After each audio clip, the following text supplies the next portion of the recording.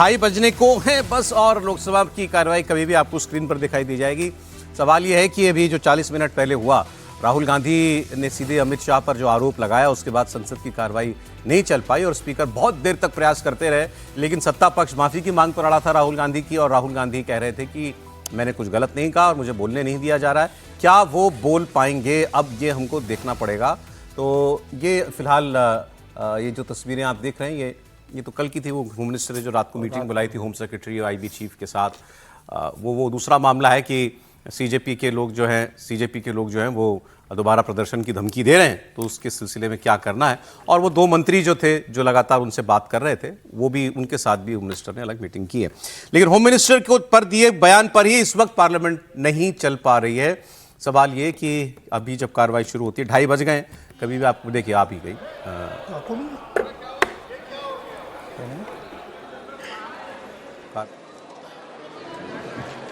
किसका नाम बोला? अरे चल गया, किसको बुलाया? हाँ?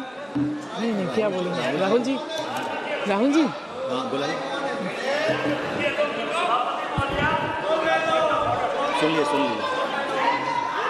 सुनिए बोलिए निशिकांत जी। दिया, ये हाउस नियम कानून से चलता है। रूल 117 और रूल 132 ये कहता है कि कोई भी एमपी केवल और केवल बिल पर बोलेगा। रूल नंबर 117 और 132। राहुल गांधी अपने आप को भी इडियट नहीं कर सकते हैं। इडियट जो है इन्होंने विद्यार्थियों को कहा उसमें 3 बजे तक के लिए स्थगित की जाती है।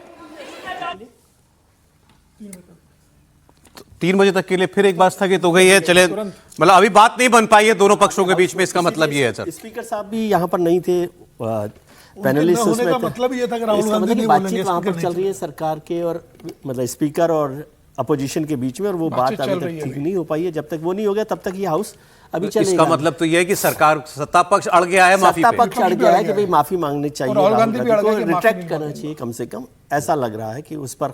और जब तक वो मांग पूरी नहीं होगी, मुझे नहीं लगता कि अब ये सेशन हाउस को चलाने की बात होगी। कोई ना कोई रास्ता निकालना पड़ेगा। हो सकता है कि राहुल जी ये कहे कि भाई मैं ये कहना चाहता हूँ कि कोई रूम है राहुल गांधी के पास अपनी बात वापस लेने का। हाँ, मतलब वो यही कहे कि भाई मैं यही कहना चाहता हूँ कि क्या ये सवाल सरकार को जवाब देना चाहिए कि किसने गोली चलाई। यदि चलाई है तो प्रदर्शन जो हुआ है संभावना सर, राहुल गांधी का जो स्वभाव है वो माफी नहीं मांगते, वो पीछे हटते नहीं है। कांग्रेस पीछे हटेगी नहीं, मतलब वो पीछे हटेंगे नहीं ना। वो किसी भी तरीके से ऐसा घुमा के नहीं बोलेंगे। उन्होंने जो कहा है वो कहेंगे, मैंने अपनी बात को स्पष्ट शब्दों में कहा है। वो पीछे हटेंगे नहीं, सत्ता पक्ष पीछे हटेगा नहीं। तो अब ये गतिरोध कैसे टूटेगा ये देखने वाली बात है। मैंने जो कहा, अच्छा मैं वो शब्द वापस लेता हूँ, लेकिन कोई ये तो बताए कि फायरिंग क्यों हुई। हाँ वही तो मैं कह रहा हूँ, किसके आदेश में फायरिंग हुई है, किसने चलाई। तैयार होते हैं टेक्निकल होता नहीं ना सर। टेक्निकल पॉइंट ये भी है, पहले दिन चली ना, फायरिंग तो नहीं हुई है।